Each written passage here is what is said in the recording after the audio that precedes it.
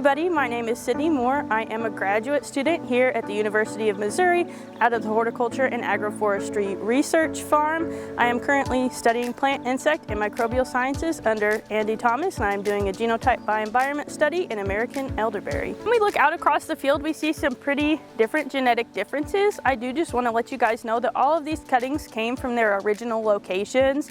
So like I said, we have varieties or genotypes from Florida all the way up to Minnesota, and they are genetically different, or from what we know, they're genetically different as they grew up or were raised in those different environments, so they are genetically different. And then we did get cuttings from those areas, and then we did propagate them all in one location, so they should have a pretty similar start, and then they were then given to all the different sites. So like I said, we have 5 sites from Oklahoma up to Wisconsin, and then they were planted in those different environments. So we have 12 genotypes in 5 environments. Those 12 genotypes should be pretty genetically different as they did stem from a wide variety of regions. And then those 5 environments should be pretty different. I travel them regularly, and I would say they are pretty different. Like I said, from Oklahoma up to Wisconsin. And we do see quite a bit of differences even in data collection. One data point that I take is Japanese beetle damage. And it is very interesting at one site that was pretty hit hard with Japanese beetles. We will see one plot totally covered in Japanese beetles and has very bad damage. And while other plots are completely untouched and they might be right next to each other, they have the same access to those plants. And it seems they preferentially pick some varieties over others. We are still unsure as to why. But yeah, even in our field here, we see that where we see Japanese beetles preferentially picking. So genetically, there is a reason for that. Not sure what yet. But all of these genetically different plants present differently from height, fruiting structure, fruit chemistry, how much they fruit. There's all kinds of different things. They're very genetically different. So it's very interesting to see all of these 12 genotypes within one field. And it's a very beneficial resource to have because we have all of these different genetics in one location to study. Well, 5 locations to study.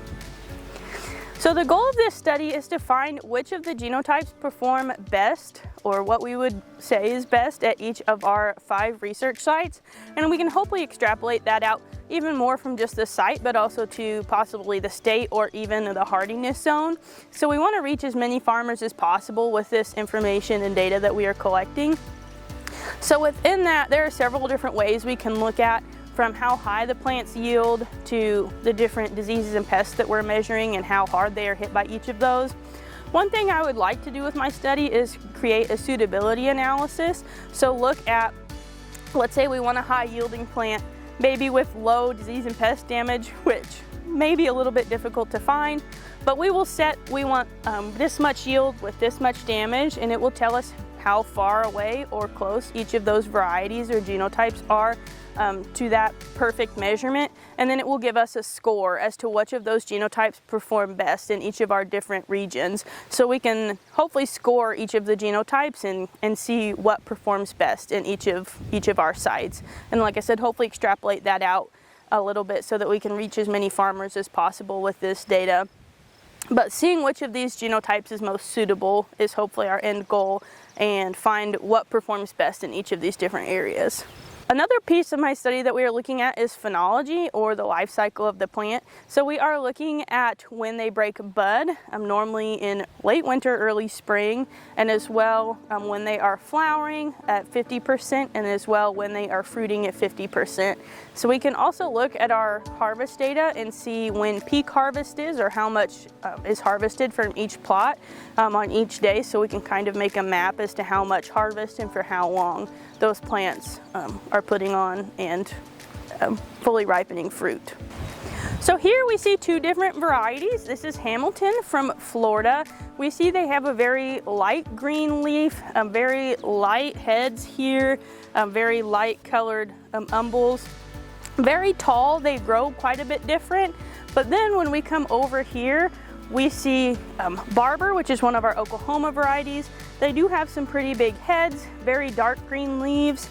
We do see some Japanese beetle damage here, which we don't really see on our Hamilton variety there.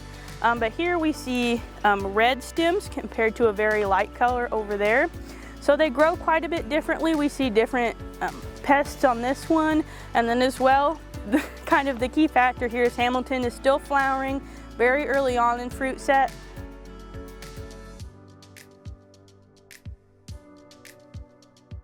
But we are in full fruit set, and this should begin, or is already, if we look here, we already have some heads that are starting to ripen. Okay, so here we are looking at some Japanese beetle damage. On this plot here, you can see it's pretty widespread throughout the plot. We see some pretty severe damage on a lot of these leaves. We see a lot of them are turning brown. They don't look very good. The plants overall are still pretty healthy and can outgrow that, but we do see some pretty heavy damage here. Then if we compare it to this plot over here, we see no damage at all, maybe a little bit here and there, but nothing like we see on that other plot. So we do see some pretty stark differences within Japanese beetle damage, where some plots have none, maybe their own pest issues, but no Japanese beetle damage here compared to the other plot where we had quite severe damage.